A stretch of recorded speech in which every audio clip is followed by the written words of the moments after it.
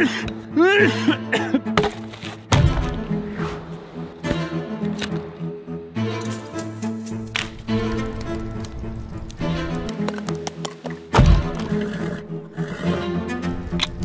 fuck.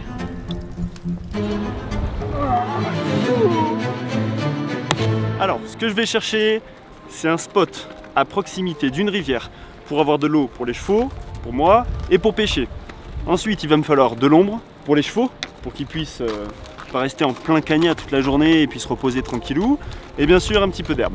Et du bois si possible pour faire un feu ce soir au dîner.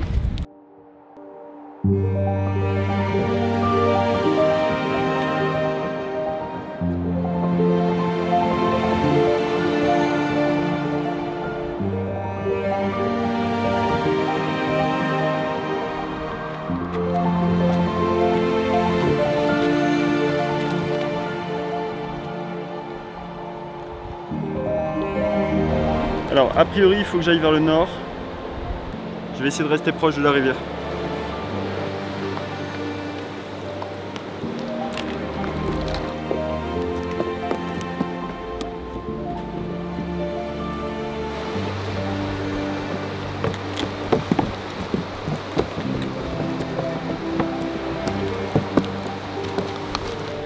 C'est bien, c'est bien, c'est bien, c'est bien, c'est bien.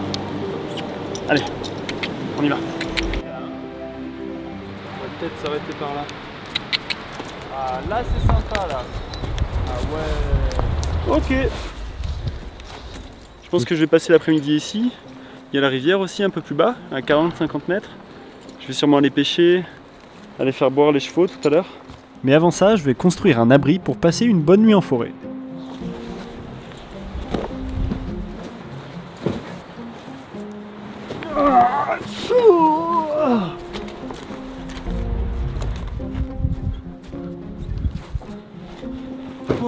Alors bien sûr, j'aurais pu prendre une tente et la déplier, mais je trouve ça beaucoup plus apaisant et satisfaisant de fabriquer soi-même son propre toit. Et pour commencer la construction de cet abri, je dois d'abord trouver du bois. En fait, il me faudrait des longues perches, mais j'ai pas envie d'abattre un arbre trop grand et surtout vivant.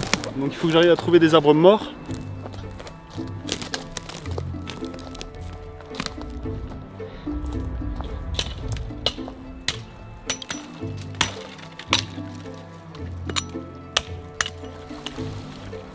Ok.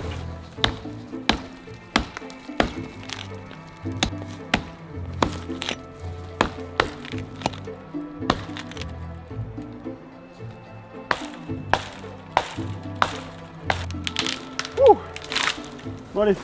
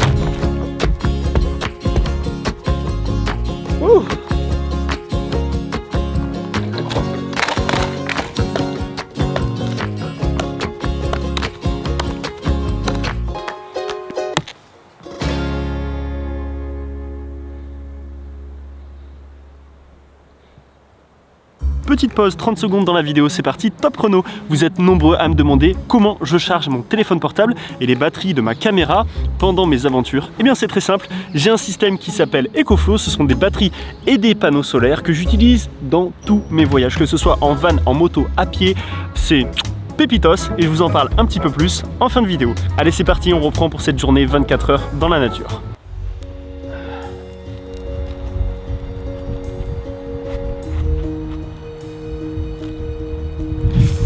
Ah, il est tellement coupant le couteau. Bon, les nomades m'ont donné du fromage tout à l'heure et du saucisson. Alors qu'est-ce que tu manges quand tu es à l'aventure? Eh bien ça c'est une question que vous me posez souvent. Alors en général à midi je mange des produits froids pour éviter de devoir faire du feu quand je suis en itinérance. C'est juste plus pratique, donc des concombres, du fromage, un peu de viande séchée, du pain, des amandes, des raisins secs ou des abricots. Et parfois il m'arrive de cueillir des baies sauvages, mais bon ça c'est plus rare. Bon allez, je me remets au boulot, j'ai encore pas mal de taf devant moi pour l'assemblage de la cabane.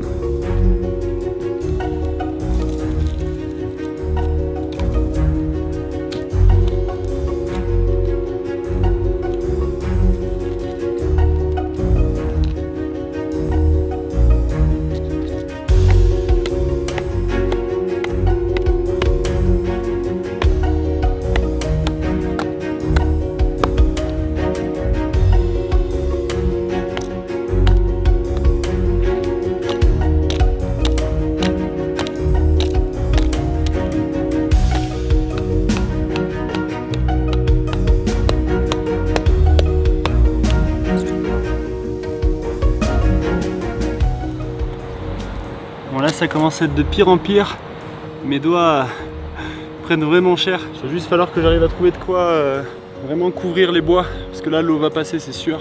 Peut-être de la mousse. Bon allez c'est parti. C'est marrant, j'ai trouvé ce petit bout de bois qui ressemble à un pied d'enfant. Et ça tombe bien puisque je dois maintenir ma structure. Du coup on va maintenir avec un pied en bois.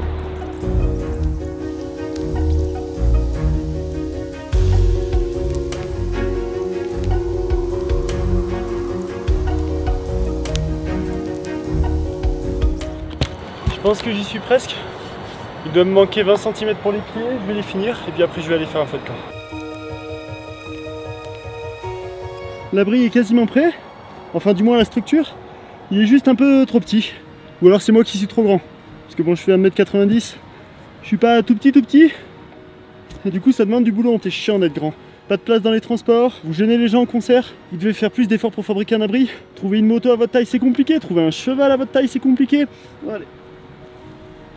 On va chercher de la mousse d'arbre qui va me servir à isoler le toit de ma maison. Alors l'idée c'est d'essayer de récupérer des grandes plaques, ce qui n'est pas toujours évident.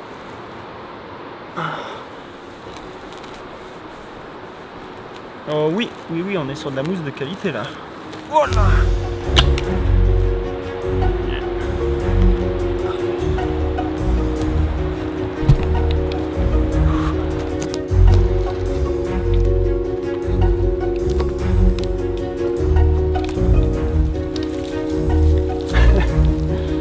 J'ai fait un quart de la tente, fin de l'abri, avec seulement une prise de mousse.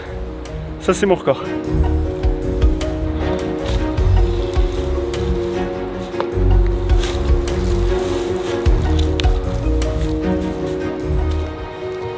Bon, je suis content, la base de ma cabane est prête, j'ai au moins un toit pour passer la nuit, et maintenant je me dirige vers la rivière pour aller pêcher un poisson pour le repas de ce soir. Enfin, essayer de pêcher un poisson, parce que clairement c'est pas gagné.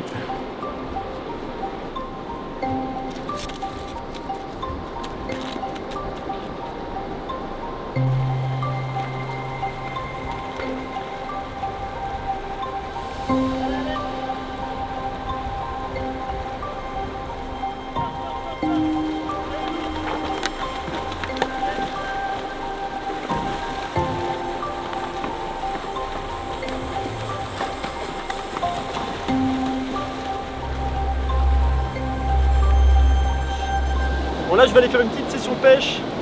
Pour la petite info, cette canne elle date des années 1900 à 1910. Hop. Hop, c'est ce dernier bout en bambou qui est cassé. Donc là je pouvais mettre le fil ici. Là c'était vraiment les seuls anneaux qui étaient bons. Mais bon, c'est cassé. Bon, comme ma canne est cassée, je vais simplement faire 2 trous pour y insérer mon fil. Alors on est vraiment sur du système D. Hein. Et au final, c'est un peu ça que je cherche. Il faut improviser en permanence avec les éléments et ce qu'on a sous la main. Et c'est pas parfait, mais ça fait le taf. C'est ça l'aventure. Donc en fait, le poisson va voir ça, ce qu'on appelle la cuillère, en train de bouger dans l'eau. Et avec le soleil, ça va lui faire des reflets. Et il va croire en fait que cette petite chose, c'est un poisson qu'il va pouvoir manger. Et donc il va mordre à l'hameçon, en théorie. Allez, on va l'essayer comme ça.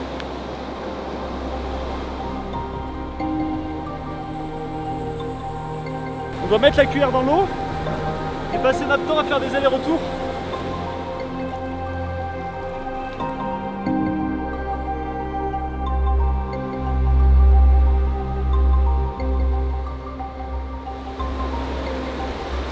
C'est une pêche dynamique.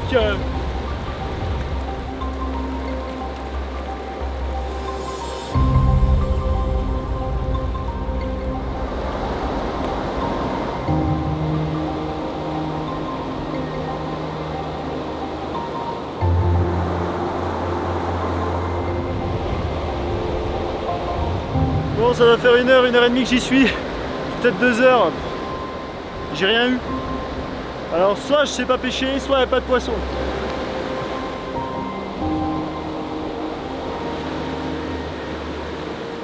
Ah, ça me fait un petit truc là quand même, hein. La petite fierté qu'on fera un coup. Ah, j'aurais bien aimé ramener un poisson. Mais bon, c'est comme ça, c'est la loi de la nature. Et oui, c'est comme ça, c'est la loi de la nature. On n'a pas tout ce qu'on veut tout le temps. Aujourd'hui, je n'ai pas réussi à pêcher, mais peut-être que je mangerai mieux demain. Je reprends un peu de force parce que je commence à être fatigué. C'est l'accumulation des jours qui font qu'à un moment donné, on a de moins en moins de force quand même si je me laisse le temps du voyage et tout.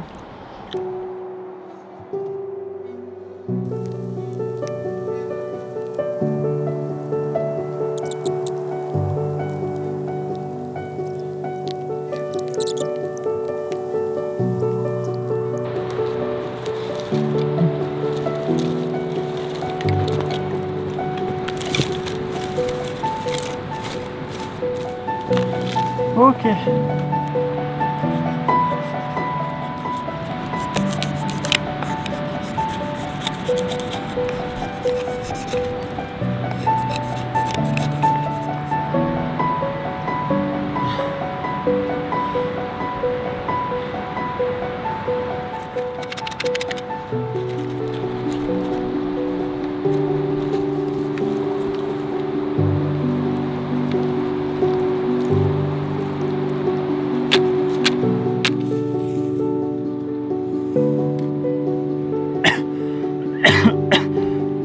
Puh, ces allumettes.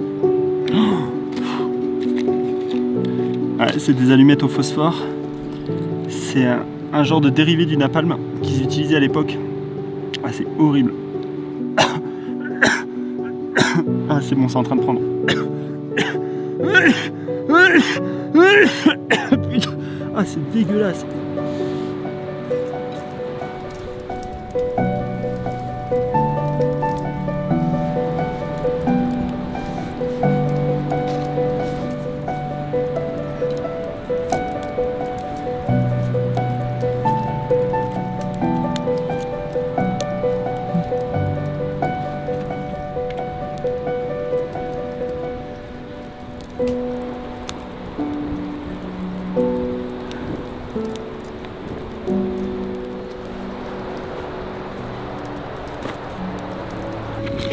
Allez.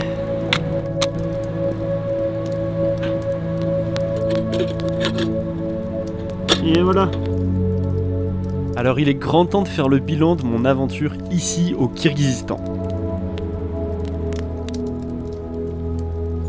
Alors j'ai commencé ce voyage dans le temps, à cheval, comme dans les années 1900, pour aller à contre-courant de cette époque, quoi, d'aujourd'hui, où tout va trop vite pour moi, où je me sentais anxieux, déprimé, etc.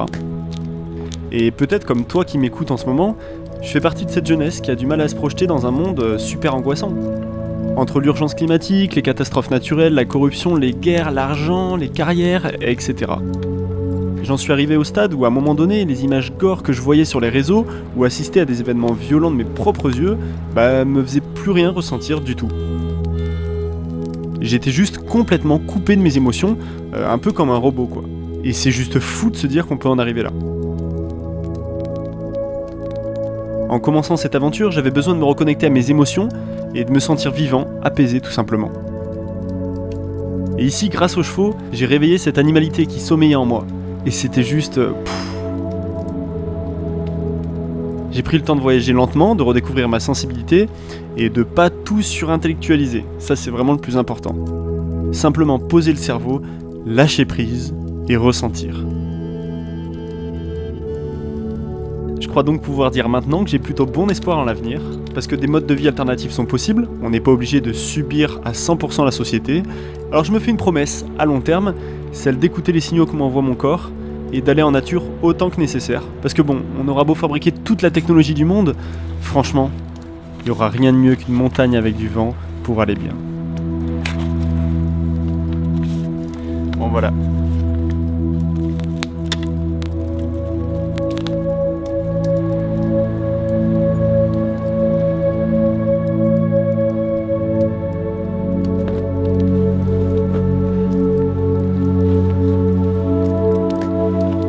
Je vais passer la nuit sous mon abri. J'espère que je vais pas avoir trop froid. C'est quasiment la pleine lune, je vois toutes les étoiles, c'est magnifique. Ah, je suis trop bien. Il est 21h30. Bon, bien sûr, hein, j'ai pas de réveil, pas d'alarme. Mon alarme, c'est le soleil. En principe, je me couche vers les 21h et puis je me réveille à 6h du matin à peu près. Allez, bonne nuit.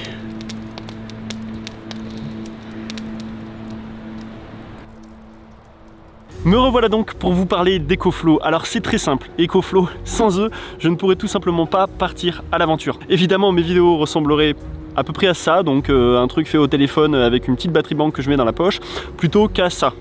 Bon voilà, on est d'accord, hein. C'est quand même beaucoup plus stylé la deuxième version. Celle que je vous recommande, c'est celle-ci, la River 2, c'est la plus polyvalente. Il y a une poignée, voilà, c'est hyper pratique pour la transporter, elle se recharge rapidement. Il y a des ports USB, USB-C, et bien sûr, vous pouvez contrôler l'entièreté de la batterie via votre smartphone. C'est le petit détail, un peu gadget comme ça au premier abord, mais vraiment pratique. Bref, en plus de ça, j'ai un panneau solaire qui est juste pépitos et qui fonctionne même quand il y a des nuages, même si ça charge évidemment un peu moins, donc c'est toujours pratique. Et évidemment, je vous laisse pas comme ça, je vous propose un code promo si vous souhaitez vous procurer une EcoFlow, c'est dans la description de la vidéo. Petit truc que j'ai oublié, voilà, ça c'est vraiment perso parce que c'est pas marqué sur le site d'EcoFlow.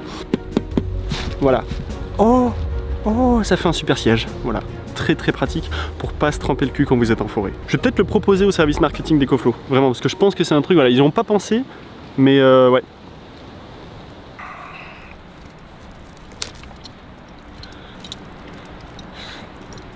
Je suis levé depuis, je sais pas, peut-être une demi-heure, un truc comme ça. J'ai direct fait le feu en me levant. J'ai passé une nuit horrible. Au début, j'entendais poc. Je comprenais pas. J'entendais des petits pocs sur mes vêtements. J'étais là bizarre et tout. J'allume ma lampe tempête. Je regarde et en fait, c'était des araignées qui me tombaient dessus depuis le toit. J'ai l'impression d'être levé avant tout le monde et d'avoir vraiment toute la journée rien que pour moi.